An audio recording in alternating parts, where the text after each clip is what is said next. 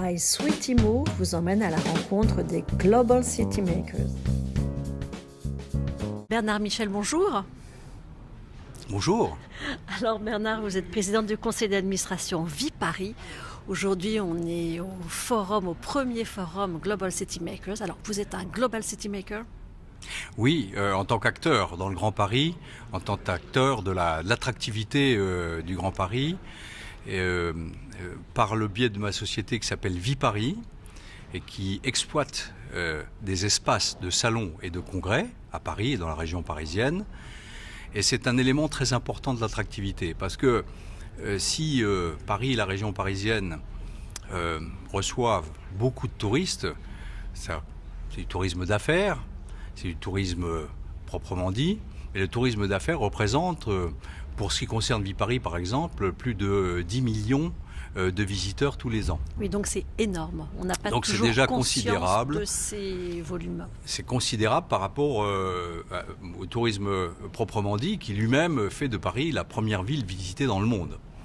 Mais je crois que si nous sommes leaders dans ces domaines-là, nous sommes aussi en compétition. Et la compétition, c'est la compétition sur la capacité hôtelière. Et là, on sait que la capacité hôtelière de Paris est à peu près identique à celle de Londres. Nous sommes en compétition. Nous sommes en compétition sur les aéroports.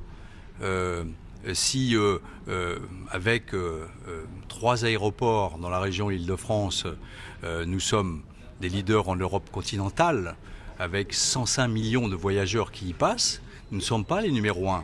Le numéro 1, c'est Londres, avec 4 aéroports et 165 millions de voyageurs. Et puis il y a New York avec 132 et Tokyo avec 126. Donc au fond, par exemple, la discussion sur le hall 4 de Roissy-Charles de Gaulle, qui a été décidé maintenant, est fondamentale pour nous faire passer à la vitesse supérieure, avec 40 millions de voyageurs en plus. Quelles sont les destinations qui concurrencent Paris en matière de tourisme d'affaires ? Celles que vous venez de citer ? C'est différent selon qu'on est dans les salons ou dans les congrès. Dans les salons, nous sommes le leader incontesté des salons internationaux, c'est-à-dire les salons où il y a plus de 500 exposants et qui sont internationaux. Alors c'est par exemple la Porte de Versailles. C'est le parc des expositions de la Porte de Versailles. Oui, exactement. Vous avez tout à fait raison. C'est le Palais des Congrès à la Porte Maillot. C'est Villepinte. C'est le Bourget. Mais ce sont aussi des ensembles moins vastes, comme l'hôtel Salomon de Rothschild, le Carrousel du Louvre, par exemple. Donc au fond, il y a une offre assez diversifiée chez nous. Mais au fond, la concurrence pour les salons, c'est Londres, c'est New York, c'est Tokyo. C'est les villes-mondes en général. Et la concurrence dans les congrès, rien qu'en Europe, c'est Barcelone, c'est Vienne par exemple. Donc ce qui fait que nous sommes en général premier ou deuxième, et là je parle de la totalité de la communauté des salons et des congrès de la région parisienne, premier ou second des classements, mais avec une compétition qui est quand même assez rude. Il faut aller chercher les clients, il faut faire l'effort de diversifier l'offre, il faut apporter de nouveaux services, et je dirais qu'il faut aussi que le reste se suive. C'est pour ça que je parlais tout à l'heure des hôtels, je parlais des aéroports, je parle aussi du transport. Et le transport, c'est ce très beau réseau qui va être la colonne vertébrale du Grand Paris, le Grand Paris Express. Nous avons milité pour que la ligne 17 soit réalisée pour les Jeux Olympiques. Nous n'avons pas obtenu satisfaction, mais c'est aussi parce que cette ligne va relier Roissy à Villepinte, par exemple. Et puis bien sûr à Paris. Et puis bien sûr que cette ligne servira à la totalité des habitants de la région parisienne.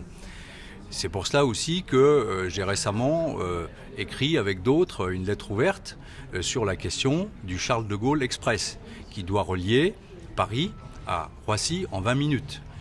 Ce projet a en définitive été décidé par la ministre des Transports. Nous ne savons pas encore s'il sera réalisable d'ici les Jeux Olympiques de 2024. Est-ce que vous y croyez ? On l'espère. L'indice de probabilité que ça se réalise d'ici... Il y a quelques mois, c'était probable. C'est vrai que la question des perturbations éventuelles pour le RER B doit être prise en compte. C'est peut-être cela qui va changer le rythme de réalisation. Mais c'est très important aussi parce qu'une société comme Viparis investit aussi dans ce cadre-là pour préparer les Jeux Olympiques. Elle investit aussi pour moderniser son parc d'expositions et de congrès. C'est la raison pour laquelle nous avons de très gros investissements, par exemple sur le Bourget, un